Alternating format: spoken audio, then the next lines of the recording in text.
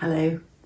We're carrying on the story today from when Moses had led the people through the wilderness for 40 years and arrived at the entrance to the promised land, the land that would be flowing with milk and honey. But Moses died, and then it was left to Joshua to take over from him, and all the people said that they would follow him. He gave them a challenge. He said, "As for me and my house, we will serve the Lord. You choose today whether you will follow me or whether and trust the Lord, or whether you will go your own way." And they all said, "We will follow you." So he arrived at the edge of the Jordan. The Jordan River is an absolutely wonderful river, but at this time of year, it was in full flood. I don't know if you've seen on television pictures of rivers in flood, but they're actually rather nasty. Look, brown and dangerous and rushing water.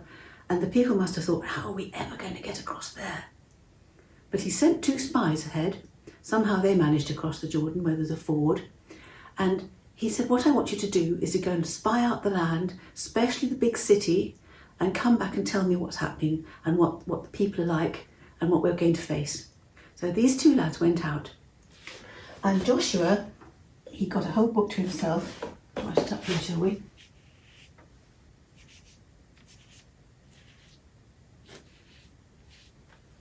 When they got back, they told Joshua what had happened.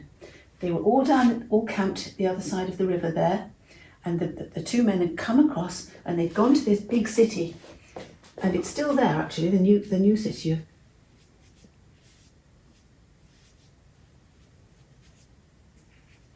Can you read that? Jericho. There's an old mound of the city which contains the remains of this one, and there's a new city of Jericho which was built about the time of Jesus. It's amazing.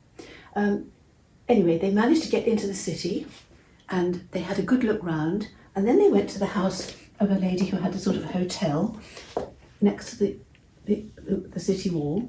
Her name was Rahab, and she had a house with a window that looked out across the whole plain so they could see what was happening. But some of the king's soldiers, the king of Jericho's soldiers, had seen them, and so they went to Rahab and they said, "Where are those men who came? They were foreigners. We think they're spies. You bring them out." She said, "Oh no, they're not here now," because she'd hidden them up on the roof under some stalks of flax that she put there to dry. She said, they left before the city gates, because if you go quickly, you could go down. I'm sure they'll have gone towards the river. And so the men set off to have a look for the 2 spies. But she told the men, "Look, I'm saving your lives. If you go the other way towards the hills and stay there for about 3 days, then by that time the others will have come back not finding you and you'll be safe. But when you come, the whole city is terrified of you, and we know about your God and we know how you're going to come in and lay everything waste. Will you save me and my family, my mum and dad and my family?" And they said, "Yes, our lives for yours." So what she did was, when they closed the city gates, she let them down outside on a long rope from the window. She let them right down till they could jump off safely at the bottom, and they quickly went to the hills and hid there for 3 days, and then they went back to tell Joshua what they'd found. And Rahab, well, she hung the red cord in the window like they told her. She made sure that they could see this red cord hanging down up from the window, so that when they came back with the soldiers, that they would know which house was hers and her family would be safe. So Joshua then had a big challenge, because he had to cross the Jordan with all these people, and it was in flood. But God told him what to do. He said, "Take the Ark of the Covenant," that's the special box that they put the 10 Commandments in, "and tell the priests who are carrying it to stand at the edge of the water. As soon as they put their feet in the water will dry up, like it did for the Red Sea when they crossed the Red Sea." So it was a big step of faith, wasn't it? But this is what they did. And as the priests put their feet in the water, it just dried up. Incredible. And everybody crossed over safely, thousands of people.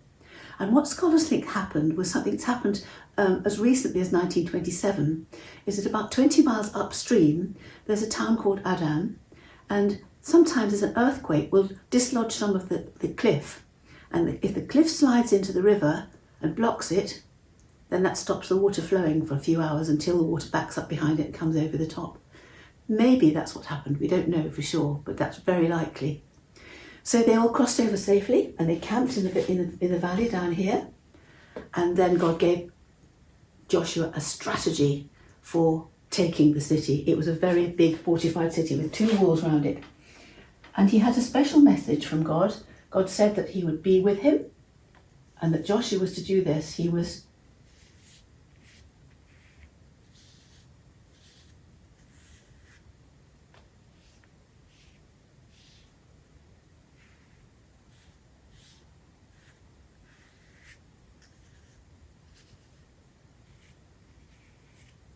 Shall we read that together?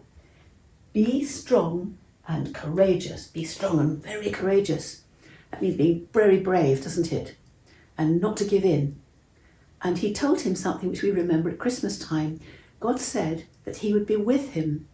And at Christmas time we remember Jesus was going to be called Emmanuel, which means God with us. So Joshua was going to have God with him, which is a very, very big promise, wasn't it? And so here was the strategy. He was to send out 7 priests with trumpets. So here we've got one trumpet, 2, 3, 4, 5, 6, 7, and they've all got their trumpets. And they're to march around the city once a day for 6 days, followed by the ark with the 10 commandments in, and then there was the armed guard.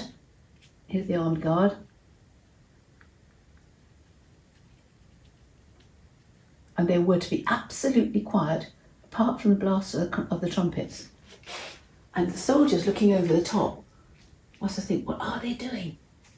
What are they going to do next? They were all terrified.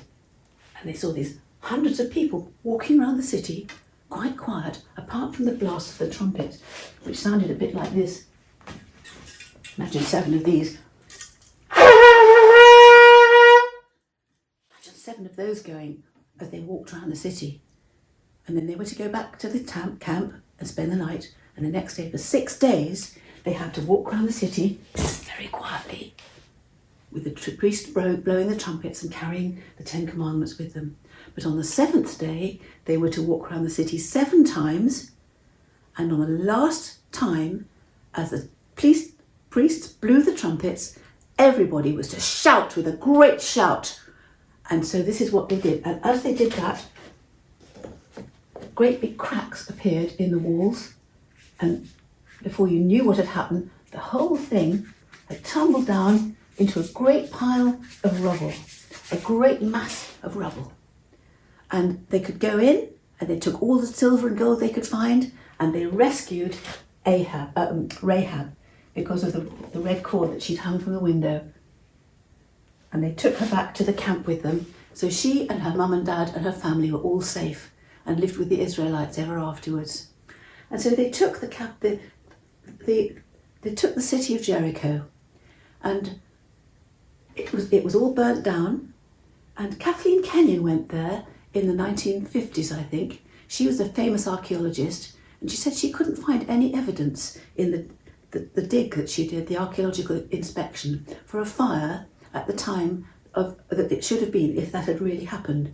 But there's another archaeologist called David who's done more recent studies, and coincidentally his redating of the pharaohs in Egypt suddenly put a whole lot of other things in perspective in the Old Testament of the Bible. One of those things was finding evidence for fire in the pile of rubble that had been left after the fall of Jericho. So it was a very big and huge event, which was really a worldwide event, remembered worldwide anyway. So if we think about the actions that we've been doing, perhaps for this one we ought to do something remembered about this.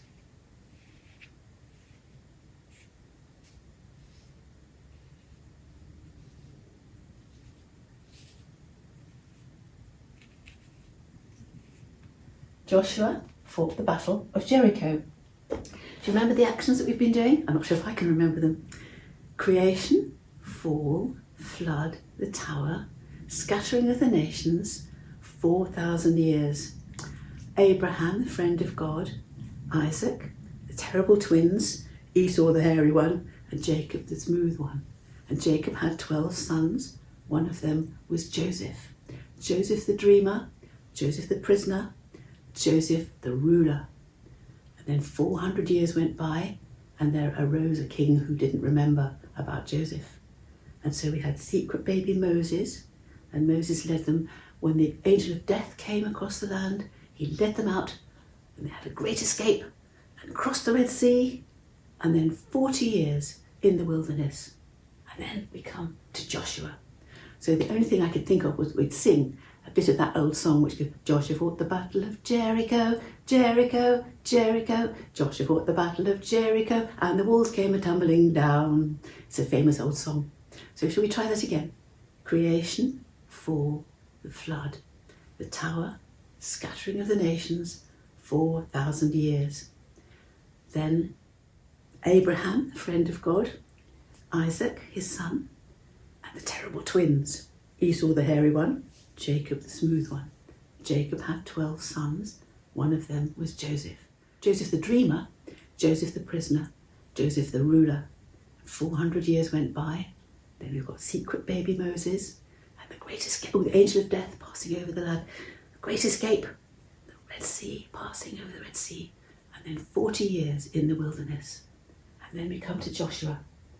Joshua fought the battle of Jericho, Jericho, Jericho. Joshua fought the battle of Jericho, and the walls came a-tumbling down. It's a good story, isn't it? You can read it whenever you like, Joshua chapter 6 and the surrounding chapters of the Old Testament story in the Bible.